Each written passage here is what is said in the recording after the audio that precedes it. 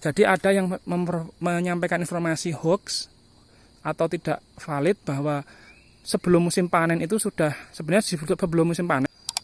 Bismillahirrahmanirrahim. Assalamualaikum warahmatullahi wabarakatuh. Ya teman-teman, sesuai dengan apa yang kami sampaikan pada video sebelumnya, bahwa pada video ini kita akan menyampaikan ya versi dari Aksara Agro & Farm, siapa yang paling diuntungkan dalam panen porang tahun 2022 ini teman-teman. Nah, jadi tadi di tampilan muka video memang saya sudah menuliskan adanya pabrik untung banyak, petani rugi karena panik. Nah, itu seperti apa penjelasan atau cerita dari sudut kami teman-teman. Sudah diketahui bersama bahwa di bulan Oktober ini artinya menjelang musim tanam atau akhir musim panen umbi porang, karena sekarang di beberapa daerah khususnya di Pulau Jawa itu sudah rajin, datang hujannya itu sudah rajin teman-teman. Nah, itu harga umbi otomatis umbi produksi ya di sini, bukan umbi bibit, itu relatif makin naik. Nah, kemarin memang dari senior kami dari OMG Solo Farm itu juga sudah menyampaikan bahwa kebutuhan harga umbi bibit itu juga semakin naik dan otomatis harganya juga agak menyesuaikan, artinya agak tinggi teman-teman. Nah, kebetulan kami sekarang berada di jalan blok seperti ini, di pinggir lahan baru kami untuk perluasan lahan budidaya porang. Nah, terus tujuan video ini ingin kami sampaikan, tujuannya yaitu perlu digarisbawahi ya teman-teman petani porang, agar petani, kita semua petani porang itu dapat menjaga kestabilan harganya. Nah, ini tujuan ini perlu saya sampaikan di awal agar teman-teman yang menonton itu tidak usah pakai emosi, tapi silahkan jika ada sudut pandang yang lain itu silahkan dituliskan di kolom komentar. Jadi tujuan ini sebenarnya saya sampaikan di awal karena untuk tujuan kebaikan bersama, artinya sesama petani porang itu sendiri teman-teman. Nah, di porang baik di komoditas pertanian yang lain itu tentu ada rantai penjualan seperti rantai makanan lah. Nah, kalau sebelah kiri kami ini kebetulan masih banyak pohon cengkehnya, jadi belum kami tanami apa teman-teman? Porang. Jadi kiri ini intensif untuk cengkeh, sedangkan di bagian kanan ini insya Allah nanti untuk porang. Nah, rantai penjualan porang dan komoditas pertanian yang lain itu kan ada petani, dari petani kemudian sebelum ke pabrik itu kan ada pihak ketiga, tengkulak kita sebut seperti itu ya. Nah, ada pula kalau untuk porang itu ada petani yang bisa langsung menjual ke pabrik. Tentunya ada beberapa syarat dan itu sudah saya sampaikan pada beberapa video sebelumnya. Dan rantai penjualan dari petani ke pabrik itu kadang tidak melulu melewati satu pihak, tapi kadang lebih dari satu, bahkan 3 pihak itu ada teman-teman. Jadi perantaranya itu lebih dari 2 itu ada yang seperti itu. Nah, kenapa seperti itu? Ya dikarenakan kondisi atau letak geografis dari petani itu sampai ke lokasi pabrik. Semakin dekat dengan pabrik, maka rantai penjualan itu akan semakin dekat.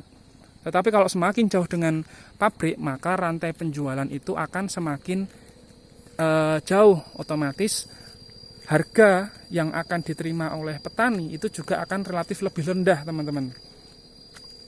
Lalu sesuai judul video ini, kenapa umbi porang harganya itu bisa ada yang mahal, ada yang murah. Nah, dari rantai penjualan tersebut tentunya yang musim ini tidak bisa dipungkiri ya, yang paling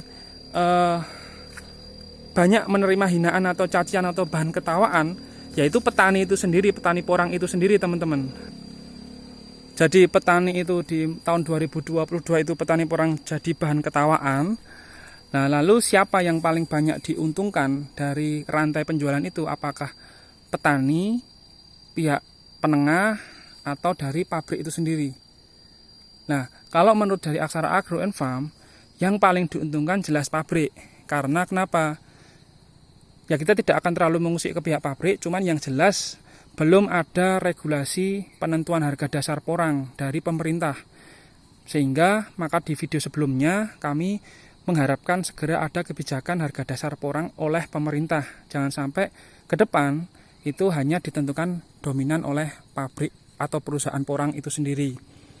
Nah, terus sempat tadi kami di beberapa detik sebelumnya menyampaikan statement atau pertanyaan kenapa umbi porang itu harganya bisa mahal, bisa murah dalam waktu bersamaan, bisa beda harganya di beda area, bahkan dalam beda waktu yang tidak terlalu lama itu kok fluktuatif sekali untuk porang itu sendiri.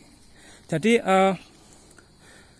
pengamatan kami itu ada semacam provokasi dari pihak luar yang menertawakan bahwa porang, khususnya harga porang itu di sosial media atau yang lain-lain itu seolah-olah harga porang itu tidak laku. Jadi ada yang menyampaikan informasi hoax atau tidak valid bahwa sebelum musim panen itu sudah, sebenarnya sebelum musim panen sudah digembor-gemborkan tentang harga panen porang itu sekian gitu. Nah, itu yang membuat petani itu panik. Seharusnya yang memegang kendali itu ya harga porang itu ya petani itu sendiri. Karena dia yang memiliki barang. Nah, pada saat berita itu digembar-gemborkan sebelum musim panen porang, kalau petani itu yang tidak terprovokasi, maka dia akan tetap tenang. Artinya menunggu harga bagus. Tapi karena efek dari digembar-gemborkan akhirnya terprovokasi itu, sehingga harga pun ikut, petani akhirnya panik dan petani mengikuti saja apa yang disampaikan di sosial media, khususnya di Facebook tersebut. Nah, harapannya karena tujuan dari video ini saya sampaikan di awal bahwa petani agar dapat menjaga kestabilan harga, itu musim panen depan diharapkan petani itu tidak mudah melepas porang harga murah. Nah, itu khususnya bagi petani yang ini ya masih melanjutkan budidaya porang ya, tapi saya tidak akan menanggapi kalau petani yang musim ini tidak akan melanjutkan tanam porang. Dan itu bebas masing-masing ya, kalau teman-teman yang tidak melanjutkan mau tanam yang komoditas lain itu bebas-bebas saja, monggo silahkan. Nah, jadi keuntungan pabrik itu luar biasa pada musim panen tahun ini. Jadi diharapkan petani porang itu bersatu ke depannya, menjaga kestabilan harga porang, jangan terprovokasi oleh hoax tentang harga. Makin musim depan itu makin banyak teman-teman pabrik porang yang mendapatkan GACC. Jadi meskipun banyak sekali petani instan porang 2 tahun inilah yang menanam porang, artinya petani instan itu yang saya sebutkan di sini dia modalnya besar. Otomatis dia bisa mengkapitalisasi porang menanam jumlah yang banyak, bahkan dengan modal 1 tahun yang lalu saat bibit itu mahal, terus kemudian musim ini harganya porang murah, beliau-beliau itu masih bisa kuat menahan tidak panen, karena ya kembali lagi dia sudah saudagar atau punya bisnis unit bagian lain seperti perumahan dan lain sebagainya, sehingga meskipun musim depan itu banyak porang yang akan dipanen dengan ancaman overkapasitas panen porang tadi itu semoga akan diimbangi dengan semakin banyak pabrik yang mendapatkan GACC, dan tidak hanya satu titik saja di Madiun, bisa diharapkan di pulau-pulau lain khususnya di Kalimantan, karena sudah banyak juga petani yang budidaya porang di Pulau Kalimantan tapi tidak ada pabrik. Nah, sehingga overkapasitas itu masih bisa diimbangi dengan adanya banyak pabrik. Tetapi pentingnya di sini peran pemerintah dalam penentuan harga dasar, agar dengan semakin banyaknya pabrik itu harga itu nanti tidak malah jadi seragam. Kasihan petaninya. Kalau yang sehat itu kan setiap pabrik akhirnya akan berkompetisi masing-masing dalam menarik hasil panen di petani. Tetapi kalau petaninya udah panik dengan terprovokasi harga, ya mau nggak mau dikuasai oleh pabrik atau perusahaan porang itu sendiri. Faktor yang lain juga itu seperti ini teman-teman. Jika pada satu daerah itu sangat banyak sekali petani porang, misalkan di Jawa sama di Kalimantan, petani porang itu kan banyak di Jawa, pabrik juga banyak di Jawa, realitanya kan seperti itu. Nah, nantinya yang bakal menjadi acuan harga porang, kalau selama ini ya, karena pemerintah belum ketuk palu tentang harga dasar porang, itu pasti harga panen porang dari Jawa. Jadi misalkan harga panen porang dari Jawa, ini saya bicarakan lebih umum ya, dari pulau ya. Misalkan panen porang di Jawa itu katakanlah 3.000 gitu, diterima pabrik. Lah nanti petani porang yang di Kalimantan, yang notabene jauh dari pabrik, yang di Jawa atau bahkan di sana itu juga mungkin nantinya ada pabrik tetapi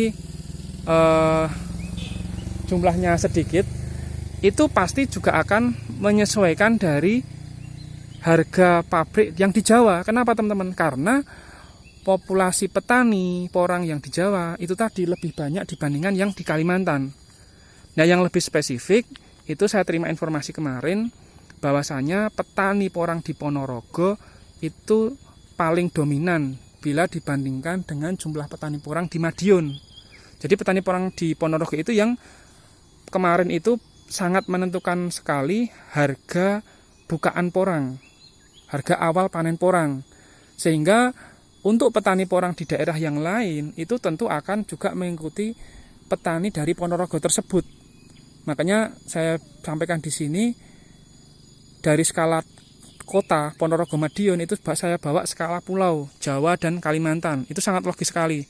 Makanya biar tercapai keadilan merata, tidak melihat itu di Jawa maupun di Kalimantan maupun pulau yang lain seperti NTT maupun Bali yang lain, hendaknya pemerintah segera melakukan penentuan harga dasar porang seperti yang saya buat video pada sebelumnya ini, teman-teman.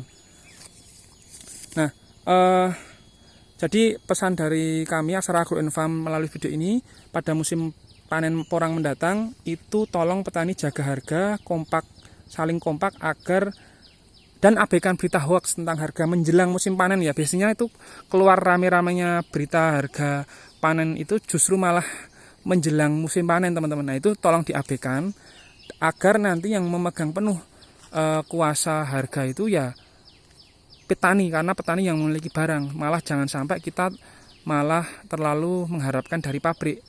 Yang paling bagus memang kedua pihak itu saling bekerja sama. Artinya bekerja sama itu ya pabrik ya jangan ambil untung paling banyak-banyak, petani juga dapat untung tidak terlalu sedikit. Seperti itu harapannya, teman-teman. Nah, yang jelas musim ini yang paling banyak untung itu dari pabrik porang itu sendiri. Terima kasih. Wassalamualaikum warahmatullahi wabarakatuh.